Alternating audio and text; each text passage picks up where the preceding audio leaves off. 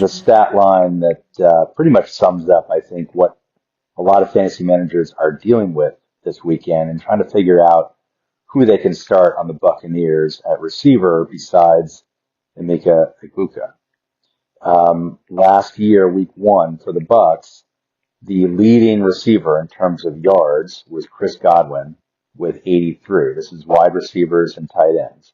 Godwin with 83, Mike Evans with 61, Jalen McMillan with 32, Trey Palmer with 19, Cade Otton with 5. That's the yardage. And of those guys, you had Godwin, Evans, and McMillan combining for 4 receiving scores, all 4 that Baker Mayfield threw that day. Aside from Otton, the rest of the guys are either out or not on the team.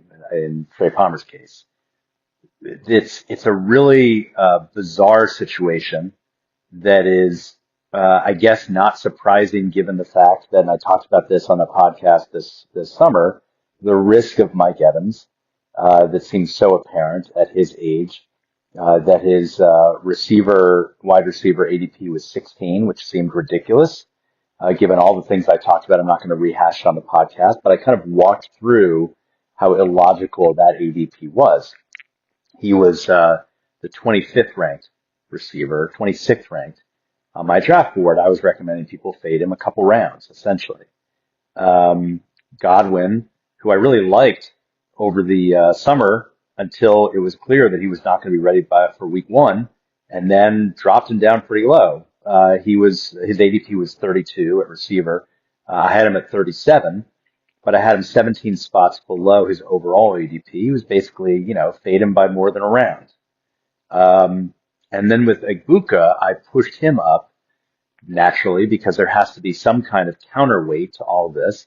And the counterweight was Egbuka's overall ADP was 123. I had him at 102. I was recommending people draft him about a round and a half to 2 rounds ahead of his ADP. Basically, make sure you get him.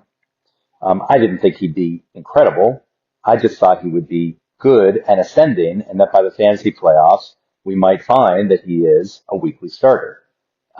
Instead, he is beyond that. He is the one reliable receiver, obviously, on that team, and not just for this week. He is the one reliable receiver for the rest of the season. It creates headaches for those of you who have Godwin. What do? You can only really put him on IR if you have space. If you don't, you got to stash him, presumably, even though it's bye week season, and a bunch of bye weeks coming up for the next many weeks, and you got to find room for him. Because if you drop him, someone else is going to scoop him up, and he might be very good during the fantasy playoffs. Same thing with Mike Evans. If you drafted both Evans and Godwin, you might really be stuck if you only have one IR spot. You got to hope that Evans is back in a week or 2. The most added player today, or yesterday, on Friday on ESPN's, fantasy website, the most added was Sterling Shepard, which I found interesting. Not shocking, but interesting. His best season was his rookie campaign. That was arguably his best fantasy season. He had 8 touchdowns. I think he had close to 700 yards. That was back in 2016 with the Giants. And he'd occasionally get more yards than that. Never came close to that 8 touchdown total. But he was good for several years. And then, he just kind of became a serviceable backup. And that's really what he's been in Tampa Bay the last couple seasons. A serviceable backup. Someone you can plug in, kind of like a Darius Slayton, former teammate of his in the Giants. When needed, comes in. I think Slayton is more talented at this point in their careers.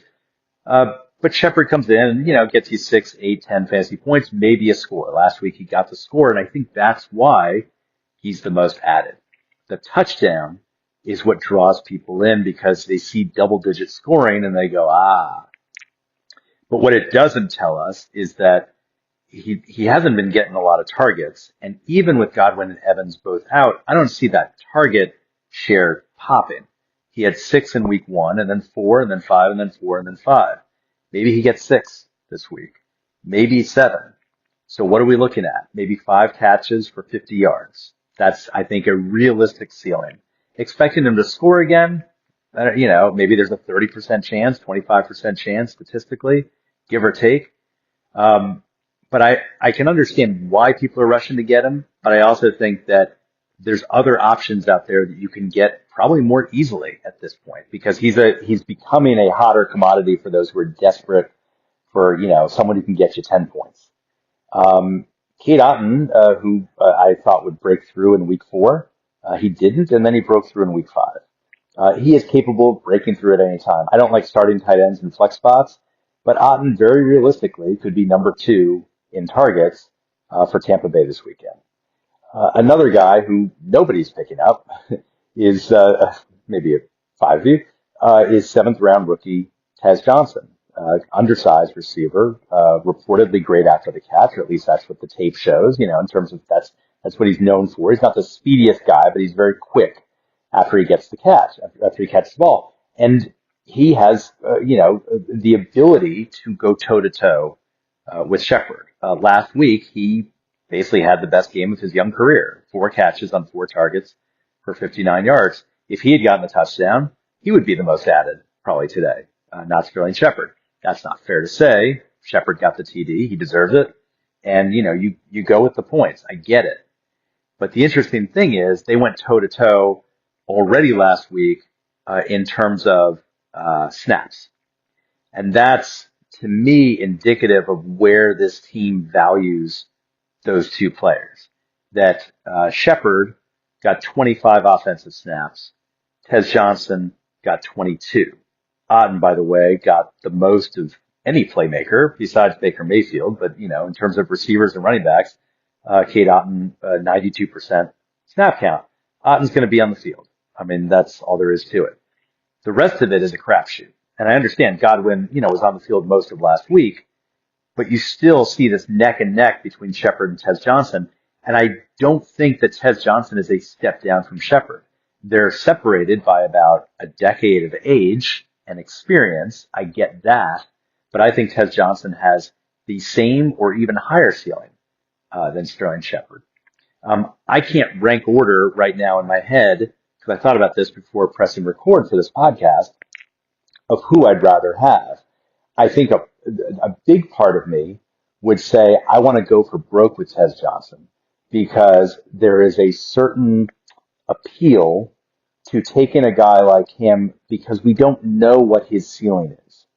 With Sterling Shepard, we kind of have a sense. I mean, he could pull a Kendrick Bourne and go nuts and have a career day, but I don't see that happening from a 32-year-old Sterling Shepard.